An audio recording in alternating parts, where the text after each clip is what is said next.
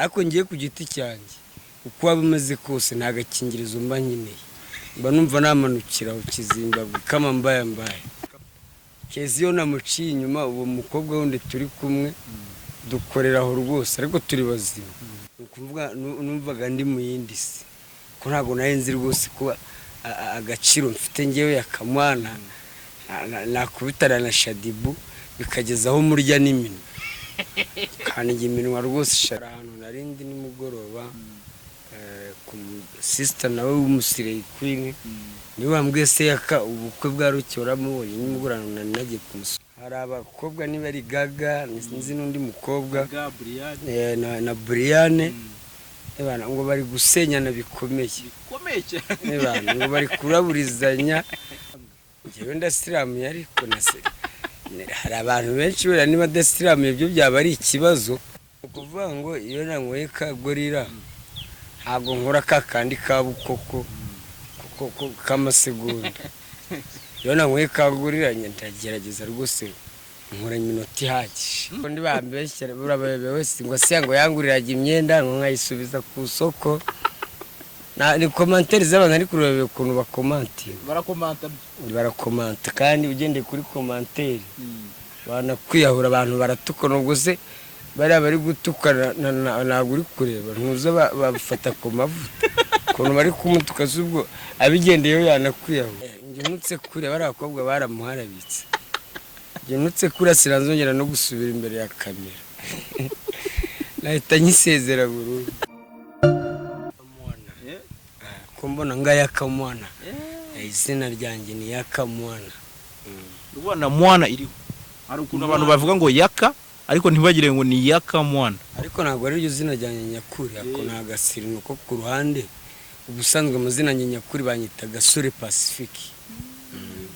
ko nakazina nyine kakandi gasanzwe ku ruhande ko muri quartier ka YAKA wenda ushobora kuba warabisobanuye ariko ubwo ari ekeye hari n'ahantu ryavuye YAKA mbo iryo zina rero nari mu ndirimbo ya Kofi Olomide hari ahantu yaririmbye ari kubwira umukobwa ngo YAKA mwana ngwino mwana nanjye mpita niyita YAKA bavuga ngwino mwana bavuga ngwino mwana iyo bavuze ngo YAKA mwana ni kuvuga ngo ngwino mwana ngo YAKA mwana umunsi ubura na SHADDYBOO urayimubwiye SHADDYBOO kuko uti YAKA mwana nta mwanya nari mfite hamuka rya SHADDYBOO kuri mu bwa mbere nari mbonanye na Slay Queen yari hamuka nta mwanya nari kubona nari nahamutse urabuze icyo uvuga ati subingiye guhura na SHADDYBOO koko ngewe YAKA mwana umuntu uciriritse ngiye kubona na Slay Queen yumva nta mwanya nari mfite wo gusobanura byinshi icyo nari ndangamiye gusa ni bizu no gukora ku matayi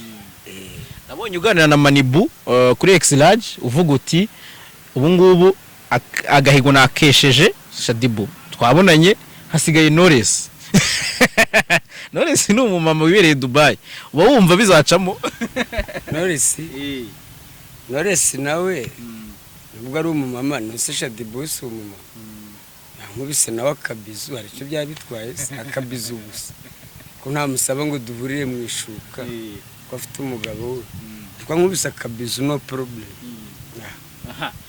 KEZA wawe tuganira mu minsi yashize yarambwiye ati Jalas buriya YAKA ntabwo yigeze ansebye ati kuba rwose mwaramubonye hamwe na SHADDYBOO ati ni ikintu nashimiye Imana ati YAKA yari umuntu ujya mu turaya twa make ku buryo yashobora no kuzazana umutezi ibyo ni bisanzwe nta nubwo yaba ari nyine bibayeho hari n'abandi bibaho uretse yuko nyine kwirinda bibaho iyo ubishoboye iyo utabishoboye nyine ukoresha agakingirizo uretse wakoresha ko hari igihe byanga burya umubiri n'umubiri YAKA uheruka nko gukoresha agakingirizo ryari wenda nk'umuntu bumva ubu ngubu ufite n'umugore ntekereza ko ubu mfite umugore ariko narashaka umugore kuko nakundaga kwigira mu ndaya so kugira ngo nkoreshe agakingirizo byaterwaga n'umuntu twahuye ko hari umukobwa rwose ushobora kukubwira ati ngewe nudakoresha agakingirizo rwose wikomereze ariko ngiye ku giti cyanjye uko waba umeze kose nta gakingirizo mba nkeneye mba numva namanukira ku Zimbabwe kama mbaye neze ntabwo ujya utinya sida bro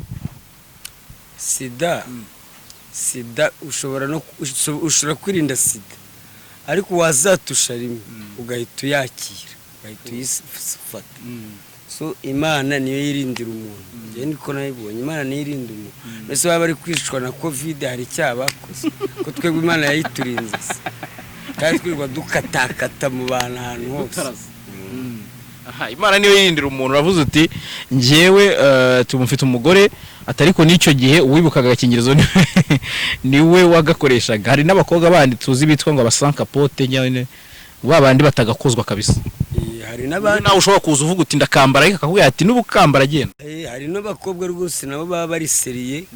akajya kuri botike rwose yabazi ko aje gusura uri umutipe kagenda kakagura kuko rimwe na rimwe ntabwo abazi ko ugafite kaza cyitwaje rwose mu sakame abakobwa baba bari seriye kabisa ni sawa da ni sawa nari nkubaje nti ugereranyije niba ubyibuka mu mutwe umuntu mwahuye wanyuma muheruka gukoresha agakingirizo mwikingiye ndi nka ryari hashize nk'igihe kingana iki bo turi kumwe muri iyi minsi dukoreraho mbese kezi yo namuciye inyuma uwo mukobwa wundi turi kumwe dukoreraho rwose ariko turi bazima twakoze test ni muzima naye ni muzima kiretse wenda najya ku ruhande akaba yayizaniye sida nako kazana n'indi ndwara ariko dukoreraho yarabinyemereye wenda ndagendera ku kiganiro nagiranye na Keza wenda ngira byinshi nkubaza yarambwiye ati ngiye guca inyuma YAKA nkajya guha mu Rundi byari byatewe no kuba nari namubuze adahari ati ikindi kandi nagiye njya kuri sinigeze njya hafi urumva rero ikibazo cyawe na Keza na Murundi cyarakemutse wenda kugira ngo nze no sinze no kugitindaho cyane ikibazo cyanjye na Murundi na Keza ikibazo cyarakemutse Keza twarababariranye arambabariye naye ndamubabarira ko rimwe na rimwe arankosereza nanjye nkamukosereza ariko ubu naramubabariye ahubwo ikibazo gisigaye ngiye ntegereje umwana hazaba uwa Murundi nangwa akabuwa YAKA icyo kibazo ntegereje gusa uzakoresha test tuzakoresha test niko bimeze uriteguye kujya kureba DNA ukavuga ati ndebe kano maraso arayanjye kabisa ariko nubwo ataba yanjye Keza kuko turi kumwe umwana twamurera no problem umwana ni nkundi okay aho ni sawa cyane eme kutwitegereza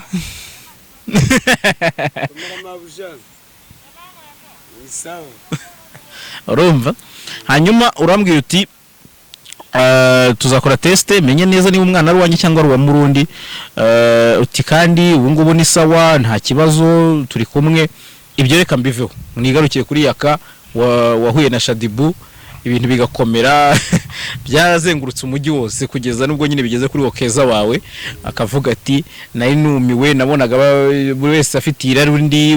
ushaka gukora ku kibuno ati n'abageragezaga gukora kuri YAKA nkabona ari kunyereka hano kiragiye ndagira ngo utwinjize muri biriya bihe bro ukuntu wari umeze feelings kuburi kumwe n'umukobwa ufollowinga n'abantu benshi mu Rwanda ari we muntu uyoboye wumvaga bimeze bite bukino kuvuga ngo biriya bintu byaranshimishije cyane ukuvuga numvaga ndi mu yindi si ko ntago nayenzi rwose kuba agaciro mfite ngewe yakamwana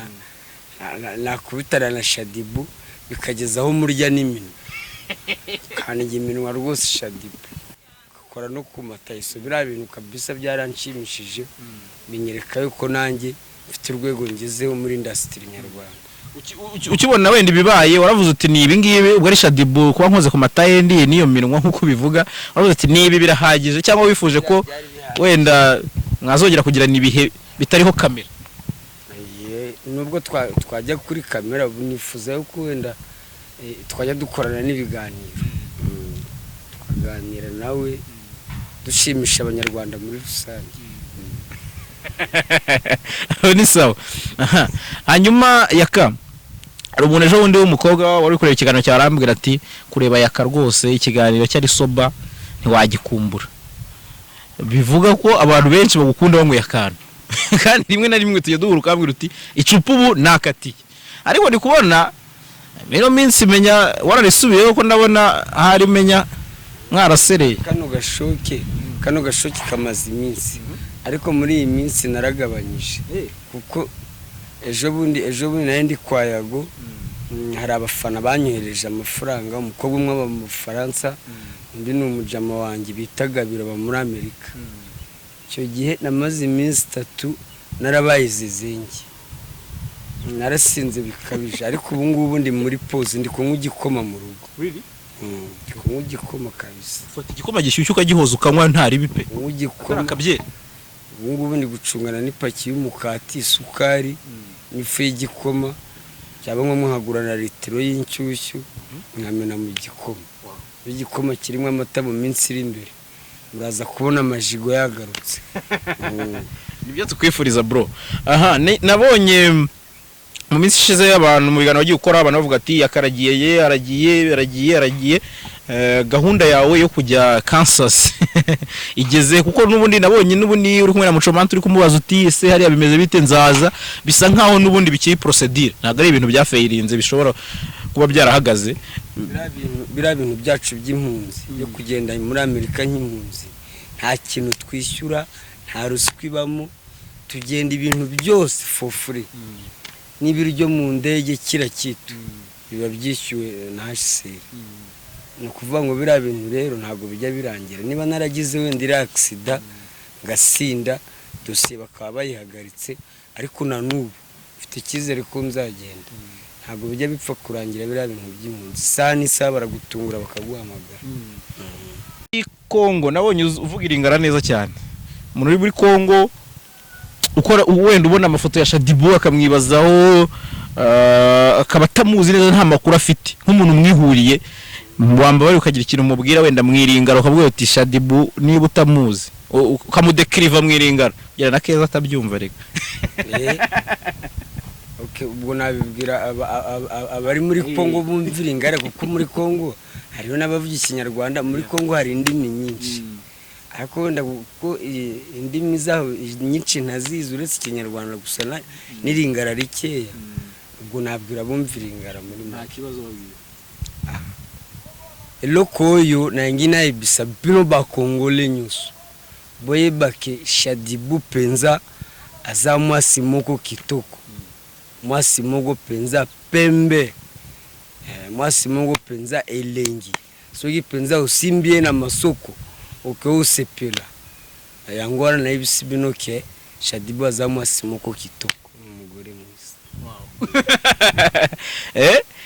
akantu ko mwiringara nzi gake ni kakane bavuga ngo na sepeli mingi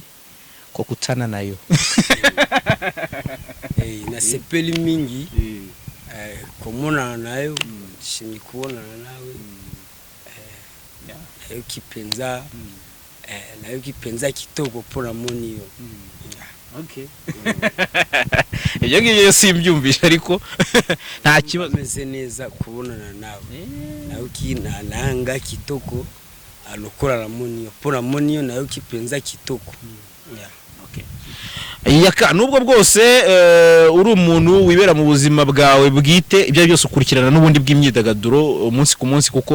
bigenda nawe bikugarukaho niko kwamenye SHADDYBOO niko wamenye na Knowless nuko nawe ibi bintu ubizi si byose urabikurikirana umunsi ku munsi bifu iri kuhitingura yizi se yafata ku mavuta na Rock Entertainment afata ku mavuta ngo sigaye afite urugambo ngo sigaye ndusha urugambo kabisa ibyo narabyumvise ko najya nkunda kubikurikirana cyane hari abakobwa niba ari GAGA nzi n'undi mukobwa na BRIANNE ebana ngo bari gusenyana bikomeye ebana ngo bari kuraburizanya bari gushyirana hanze bya bindi biri seriye ngo YAKA ngo aratukana ndacyatukana ebana bari gutukana barahari kabisa bahangane ariko fata ku mavuta nawe ngo arakazi ngo nawe afite urugambo ngo afite umudomo rwose umva nawe yakoze hano ebana umunwa yarawubatse ukuntu ndi kubyumva kabisa yarawubatse hanyuma impamvu mbikubajijeho nuko nabonye muri saga mu byagiye bivugwaho muri saga yose uko yari yavuzwe harimo akantu nyine kasa nkaho kabayemo kwinjira mu buzima bw'indani bavuga bati hari umufana bahamagaye BRIANNE yahamagaye mu kiganiro live kwa Yago aramubwira ati FATAKUMAVUTA yarwaye umutezi ati hagiye ati kubera katanasirambuye umuntu ari kubivuga live YAKA ntabwo ugira ubwoba bw'uko abantu muhura umunsi ku munsi hari igihe umuntu azaza akakuraburiza njyewe ndasiramuye ariko hari abantu benshi wera niba ndasiramuye byo byaba ari ikibazo kuko iyo usiramuye kurwara sida ni 60%, ariko umuntu udasiramuye kurwara sida we nako kanya ni 100%. Abadogiteri barabitubwiye naho niba udasiramuye bwo afite ikibazo, ariko abantu bagiye bagerageza bakisiramuza. Mbona abantu babagabo rwose hano cyane cyane abantu b'abanyarwanda benshi, abantu babagabo bakuze rwose agerageze bisiramuze cyangwa abadamu babo bagiye bafite akaboko rwose babageze kwa muganga babasiramu ko ntacyo bitwaye. Iyo umuntu adasiramuye ngo abika umwanda mwinshi cyane. Wigeze kuba udasiramuye ukaba ufite experience cyangwa uvutse wibona wowe baragusiramuje ukira kabebe? Nje nasiramuye nkiri mutoya, nasiramuye mfite imyaka nk'itandatu gutyo, umva nari nkiri umuto. Ntago wizi udasiramuye? Nari nkiri umupeti kabisa. Nta kintu wari wagakoze? Ko nge mvuka muri Kongo, muri Kongo ubundi aba ari ngombwa niyo udasiramuye hari ukuntu rwose baguserereza mu bandi kwa kunywa mwagiye nko koga ku mugezi babona udasiramuye nawe ubwawe ukagira isoni. Siko twajyaga gutoragura ibishyimbo kwa kunywa baba basaruye ibishyimbo ukagenda ugatoragura ibishyimbo kugeza igihe wuzuza igemeri uhita uyijyana ku muntu usiramura. Badusiramuzaga n'urwembe nta kinya bakagukata rwose bakakudoda n'abari kudoda inkweto. Twarababaye twebwe. YAKA wigeze gufungwaho? Ni experience nziza kuri icyo kintu wari uvuze. Ujye ubona ukuntu abantu badasiramuye bafatwa mu gihe abantu bafungiye muri brigade, ko muri brigade benshi bogera mu cyumba nyine n'ubundi bafungiwemo. Nabikubwira ngo nzakora iki habaye utuzi twinshi na mucomanti yarabimbiye. Wakora muri jaride, wasasa ibitanda muri hoteli, wakoropa muri hoteli, wakoza imbwa, wakujya uwoza abakecuru badashoboye kwiyuza, wabaye utuzi twinshi cyane. Hanyuma mu minsi ishize nabonye umugabo witwa Roki, uramuzi? Oya ndamwumva ariko ntabwo munsi. Nabonye hari video ifoto ya trendinze cyane ku mbuga nkoranyambaga izenguruka bavuga bati yakoze ubukwe ejo hashize nibwo byatangiye. Wewe warabubonye ubukwe bwa Roki? Ntabwo nabonye ariko hari ahantu narindi nimugoroba ku sister nawe w'umusire Queen niwe wambwiye se YAKA ubukwe bwa Roki waramubonye nimugorana nagiye kumusura umukobwa ku Gisozi nuko nibagiwe izina rye. Umukobwa nawe w'umusitari nagiye kumusura arambwira ati YAKA ubukwe bwa Roki warabubonye? Nabwo reka da ntabwo nigeze mbona. Ntabwo urabona? Oya ndabona. Yakundaga gukora terimi ivuga ngo nta gikwe nta myaka 100. Abantu benshi postinze iyo foto bavuga bati yarabashutse. Nawe uri umwe mu bakoze ubukwe sibyo se? So wari umwe mu bavuguruza imvugo ivuga ngo nta gikwe, ariko wemera ko nta myaka 100? Imyaka 100 yo kuri ngewe ntayo. Wenda ntago nabarira abandi bo bashobora kuzayigeza, ariko kuri ngewe ntayo rwose kabisa. Igiti cyanjye ntayo rwose cyo ndakiza. Urumva ya terimi wakoresheje kwa YouTube umaze kwiheba n'ubundi kikurimo. Abari bamaze kwiheba ariko 100 yo ntasha ninagize no kuri 70 kabisa nzikomereza. Izaba ariyo? Zaba ariyo kabisa. Ariko ubu ngubu wageze muri kimwe cya kabiri, sinekereza ko kimwe cya kabiri cyo kiyuri kuvuga wakigejeje. Kimwe cya kabiri cyo kiri. Akiri ujya muri Amerika wenda buriya cyangwa se uko bizagenda bimera neza. Muri Amerika ahubwo niho bapfa kurushira. Uzi accident za imodoka zirabamaze. Cyangwa abazungu bakanakurasa. Ko abari abatipe biberi bakavukire biri. Yuje nabi ngo barakurasa rwose. Hari abapeti bacu bagiye baraswari.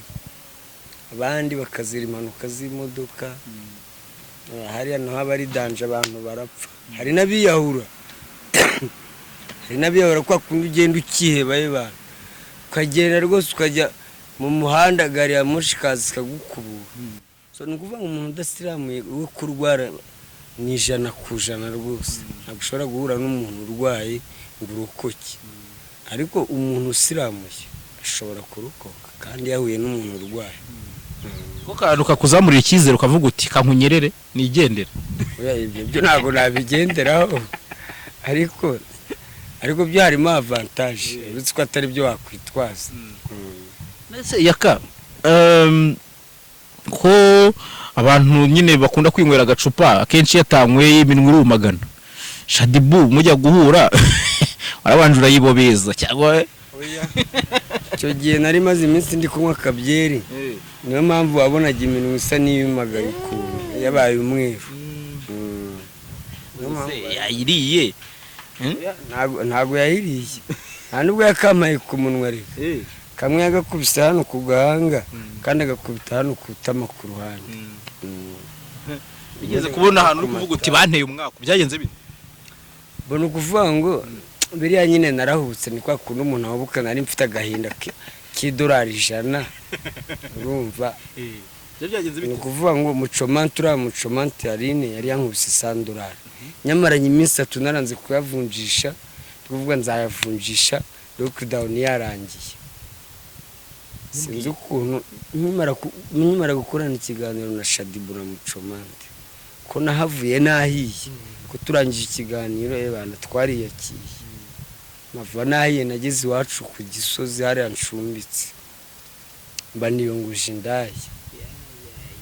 none n'ukuntu nari nananiwe nanasinze naragenda sakambere bitangwa gaconda sinzira indaye ubundi rankarabira nsaka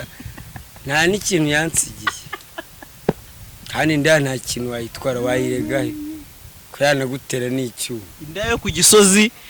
uyirongorera $100 utanagiye ngo wenda wihesire ya idirenze naramwishyuye nari nabanje kumwishyura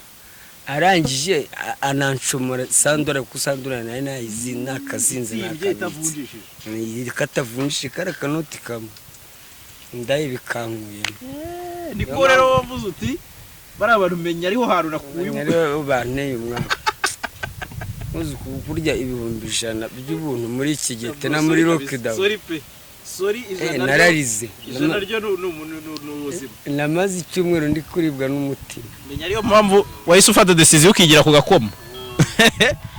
uri KEZA ntabwo ari KEZA kurusetse wagira ngo nundi muntu kuri awadi z'aba cineaste mu minsi yashize zabaye hariya convention center nanjye ubwanye nari mpari nabonye uvuye kuri toilette uwitwa Yago yaragoteze atangiye kukuganiriza uti ubu ngiye rwose maze kwiheba aka nakantu gasigaye kazenguruka cyane by'umwihariko nkunda kubibona yo hari nk'ikintu kidasanzwe cyabaye bakunda kwifashira ku video kiragiye uri mu bihe bimeze gute byagenze gute nuko mu mabuje atari yabonye awadi cyangwa hari utuntu dudu situation tutari tumeze neza niyo mpamvu ari guzi kuba witeguye uzikurabona wadi ukabona barahamagaye ukabona nyokuja ageze ku mwanya wa nyuma batari bamuhamagara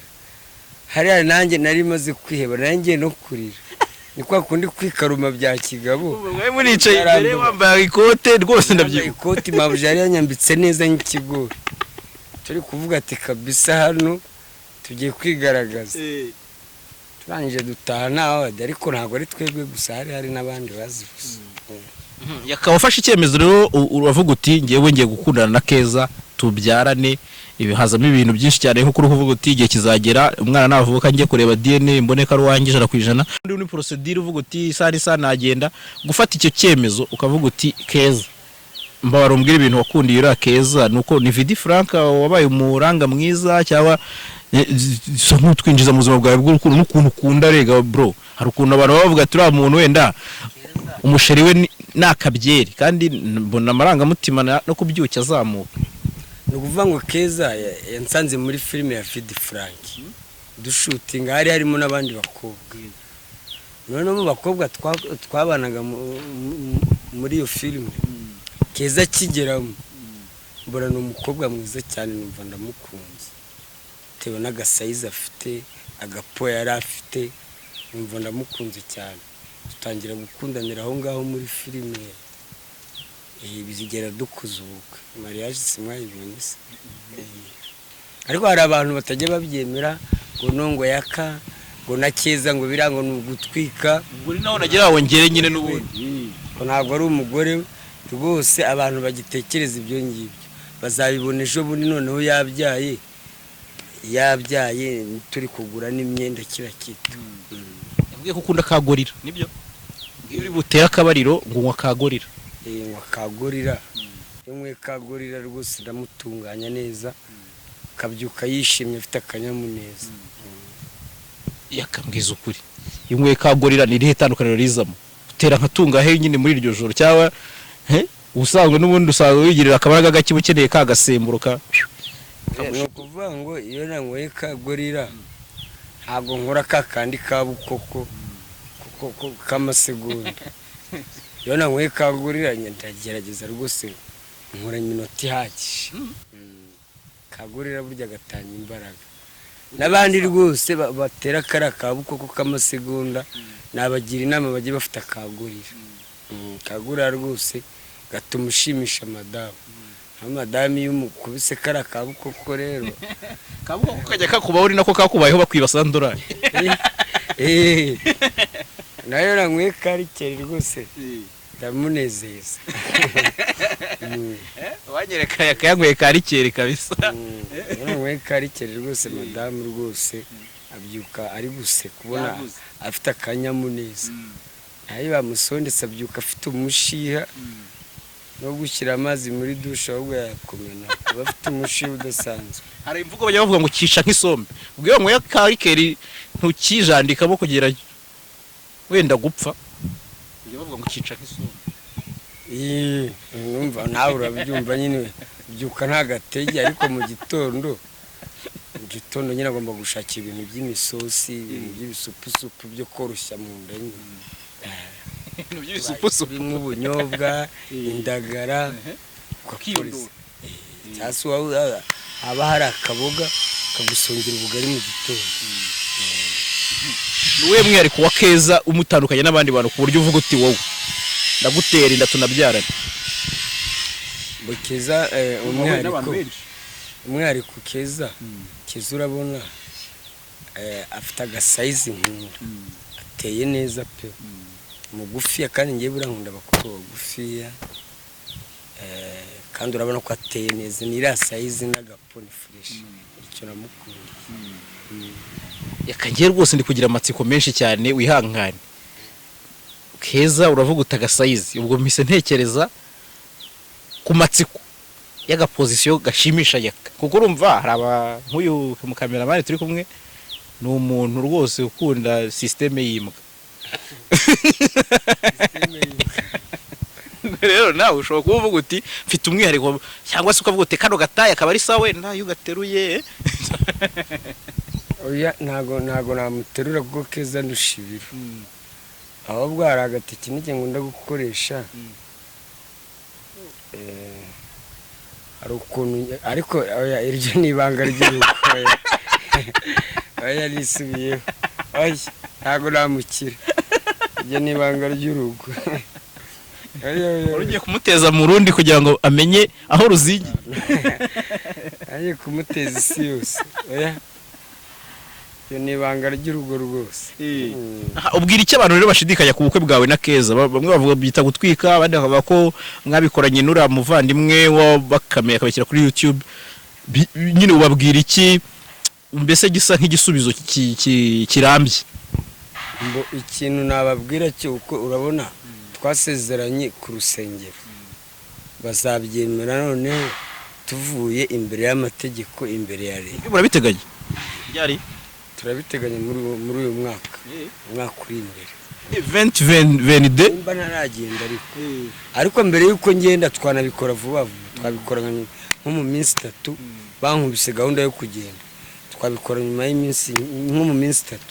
kuko iyo ugiye hariya nta testation de mariage ufite y'umugore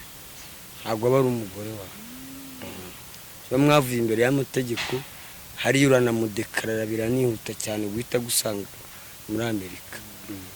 Kuri yo kujya muri Amerika ubu yafite yose menya procedure uyihoramo. Twarabigize ubu nge narasoje igisigaye no kugenda gusa. Barabyigira nge ntago ndajyayo. Barabanza bakabitwigisha. Tukora interview nyinshi tubanza cyo bita Resettlement Support Center twava tukajya kwa Immigration Resettlement Support Center RSC. Twavonga tukajya migration twava migration tukajya cultural orientation imico ukuntu uzambara umukandara mu ndege bakakwigisha n'amadolari yo muri Amerika n'ibiceri n'iki ubundi ukava aho ngaho mu mico ugahita ujya kwa muganga medical check iyo uvuye aho ngaho utegereje gahunda yo kugenda aho hose warahageze nagarukire aho ngaho kuri medical check nahise ndwana n'abaganga nasinze dosiye barayihagaritse umva ko nari ngeze kuri finale ariko warabatinye ko bagupima. Oya ntago natinye ko bampima nari nanasoje byarangiye twara abantu nka 180 nari nanasoje mu bambere ko twamara icyumweru ngi kwa kare nari nasoje bakiri gukorera abandi urumva ubwo rero uwo munsi narasinze mitandwara n'umuganga bahita banjyana indera ibaze kuba warugiye muri Amerika bakakujyana indera mu basazi mu barwayi bo mu mutwe urazi bro waraburitse kabisa warakubititse batanakurekeyeho none bagahita bakujyana mu basazi none yakawageze mu basazi witwara gute kandi ubizi neza kuri muzima nageze inzoga zinshizemo ndatuza mbana n'abandi bisanzwe nahakubise nk'icyumweru n'igice bari kugushyira kuri gahunda mvamo nsanga abandi batangiye no kugenda. Yaka wagiye uhura n'utuntu twinshi ariko ndashaka kuduha story yawe yo gufungwa imwe ushaka muzo wibuka itajye kuva mu mutwe kuko wenda ushobora kutarafunzwe rimwe nk'abafungwa ariko ari nka story uvuga uti iki gihe iyo kije mu bwonko ewana banumva nibutse induru zikaze gufungwa ntago ndajya muri gereza rwose ntago ndafungwa muri gereza kuko njya ngarukira kuri station ngakubita y'icyumweru kimwe bibiri ngataha ariko story imwe nabonye kuri gereza hari umutipe twafunganywe yari afite imyaka 23 kwa kundi noneho yari n'umunyesho oya noneho abana n'umwana w'umukobwa ufite imyaka 17 babanye abayobozi baza kubafite kwa kundi nyine uba ufite nka boutique ahantu umukobwa akazi kakwikundishwa umukibanira muri boutique barabafata bajyana kuri polisi umukobwa yaraje ararira ati ntago ndava hano ntabonye umugabo wanjye polisi aramubwira ati ntago byashoboka nubwo wazana iki umukobwa yaremeye afungwa n'abandi bagore yanze gutaha avuga ati urukundo rubaho umukobwa yemeye gufungwa kubera umutipe ati hari abantu bakunda kabisa ariko ababyeyi baraje barahenda ati mubabarire n'abana bahita uwo mutipe bamukatiye 15 ubu ari central njya mpita nta mbabazi umukobwa yararize amara umunsi ari kurara n'ahara aremerera nafungwa arana n'imfungo yanze gusiga umugabo urumva ko hari abakobwa bakunda nubwo abiki gihe nta mitima bakigira ariko mbere bari bahari bro hari ahantu hari urukundo kabisa nanjye ndabyemeye umuntu wemera ko mufunganwa wemera gufungwa kanga gutaha uwo ngo yanagupfira hari abantu bagifite urukundo uretse ko buno abakobwa beza barahari ariko ab'imitima barabuze Yaka noneho urakoze cyane rwose kubw'iyo story ikwerekeyeho rero utajya wibagirwa mu mutwe wawe nishaka nk'ibiyo gufungwa hari story yawe uvuga uti wenda ushobora gusanga ari iyo ngiyo warumubwiyeho y'ukuntu bagusize umaze gukubita abaganga ariko wenda iyo ngiyo irazwi cyane hari n'indi nkuru wenda we muri wowe wibuka yaba iyo ngiyo Kongo nanjye vuga ngo Masisi kandi sinzi niho warabayeyo izamasezo inarazibagiye ahubwo hari umukobwa twigeze gukundana nuko nta muvugi izina twakundanyeho ebana kuva muri primaire ariko hari ukuntu ugenda ugakubitwa ubuzima bukagucanga naho n'umukobwa bana aranyirengagiza neza kandi yari inshuti yanjye ariko abonye ukuntu ubuzima bwancanze yanze no kunsuhuza ariko nawe nagize isoni zo kumwegera si umuntu twakundanyeho nabaye ingegera ndamusuhuza gute aranyirengagiza amera nk'utanzi kandi ari kundeba ndi nk'ari yanga no kunsuhuza kandi hari hashize nk'umwaka tutabonana urumva ko abakobwa b'iki gihe nabo bagukunda kuzajya muri Amerika ibiro byacamo neza wagaruka ugasanga ari kuri pending ari mu bategereje yaje kuntegereza ikana bari gikofi y'umusaza bari gikofi bakunda ibintu ntabwo badukunda twarabamwe hanyuma numvishe Keza ambwira ati yaka rwose kimwe mu bintu turi gupfa arashaka ko umwana we yitwa yaka tikaye ha mwana w'umukobwa wakwitwa yaka kuki ushaka kwita umwana wa yaka ese ubwo yakwitwa yaka gute kandi ari umukobwa nuko nyine nifuje ko abyara umukobwa ariko ntabwo yakwitwa yaka tuzamushakira izina niko narariteganya neza ariko izina ndi kuritegura ntabwo ugira ubwoba ko bashobora kuzaguhamagara bagiye kwinywera agatama bagahita bafata decision aho ngaho direct kumamagara yagiye nko kubyara bitunguranye oya tugomba kuba turi kumwe ugomba kujya kureba igise cy'umwana wawe niko bimeze kabisa na n'ubu sinyumva ku ruhande kuko ari hafi bandi hafi ubwo twahuraga giye twa duhuye n'ubundi umaze iminsi ukoze ikiganiro na SHADDYBOO ambwira ati ibyumweru bibaye 3 adakurakuza ariko kubw'Imana mbona kuri uwo mugoroba ukoze ikindi kiganiro muri kumwe ndavuga ari byose buri musaza yagiye guharura inzira ambwira ati ubu se kuko uyu mwana azacaye ko yakina bakora oya muri iyi minsi naragerageje muri iki cyumweru gishize naragerageje uko bishoboka ariko nawe umugore utwite ubu nateye apeti ko ari ukugerageza nyine kuko aba ari uwawe nta kundi wabigira nagiye kuvuga ni wabona ahubwo kubera ko yenda kubyara uvuga uti atanangwaho ugakwipa kugira ngo ni n'ubwa mbere wenda nta experience ufite umugore utwite rwose nawe ubona nta apeti ateye wowe uzawuhera urabikora nyine ariko nta santima ushyiramo n'akantu k'impuhwe kavuga uti atabigwamo atabigenderamo aze wishe nyina n'umwana we wafungirwa hera ko bisigaye bikaze ariko ubundi yaka ubundi umwe gorira ntumumerera nabi koko oya kiretse ari muzima ntabona twite ntabwo wamunyweragurira wamwica uba twite ari bukoko bukoko kabisa kandi ka ngombwa gusa ubundi ukikomerera ka necessaire ko gutuma asinzira neza cyo nabasaba gusa mujye munaga n'agafaranga mwana mu ndemere dore rimwe na rimwe banana kakaye mujye mundemera nubwo wazana n'igihumbi nkagura ikiro cya kawunga hari icyo biba bitwa ntabwo mwabonye abandi bandemeye ejo bundi uriya mukobwa uba mu Bufaransa n'uwo bita Gabiro iwacu umwambi yagembe ntabwo mwabonye ko bandemeye mwebwe koko mwagiye mukora ibitangaza namwe mukandasaka ikindi nababwira abakunzi banjye sunda bakunda cyane ariko ngo umunsi bakuremera mu minsi yashize ngo washyiye Keza ngo akaritiro k'amavuta ngo yabonye baguhaye ijerekani ngo arumirwa oya mwese byose irabimujyaniye iyo bandemese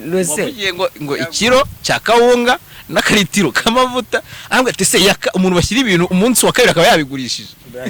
kare no kubeshya ayo lamaga izo ni commentaire z'abantu ni Keza bakundi bambeshyira burabebe wese ngo se ngo yanguriraga imyenda ngo nkayisubiza ku soko